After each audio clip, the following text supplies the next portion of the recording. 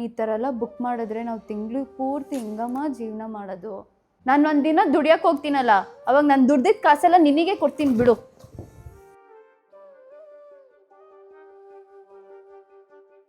ಚಿನ್ನು, ಅಪ್ಪದು 1 ವರ್ಷದ ತಿಥಿ ಪೂಜೆ ಮಾಡಬೇಕಮ್ಮ. ಎದೋಳು ಬೇಗ. ಪೂಜೆ ಇದೆಯಾ? ಇವತ್ತು 10 ಗಂಟೆ ನನ್ನ ಫ್ರೆಂಡ್ಸ್ನ ಮೀಟ್ ಮಾಡಬೇಕು. ಅದಕ್ಕೆ ನೀನೇ ಮಾಡ್ಕೊ ಪೂಜೆ.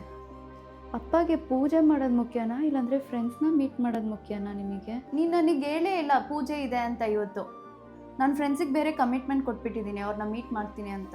ಪುಟ್ಟಿ, ಫ್ರೆಂಡ್ಸ್ನ ಬೇಕಂದರೆ ಆಮೇಲೆ ಮೀಟ್ ಮಾಡ್ಕೊಬೋದು.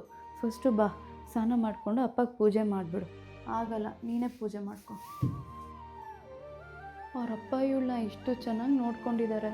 ಅವರಪ್ಪಗೆ ಪೂಜೆ ಮಾಡಬೇಕಂತ ಹೇಳಿದಾಗ ಇವಾಗ ಇವಳು ಇರಲ್ಲ ಅಂತ ಹೇಳ್ತಿದ್ದಾಳೆ. ಇವಳು ಯಾವಾಗ ಬುದ್ಧಿ ಕಲಿತಾಳೋ?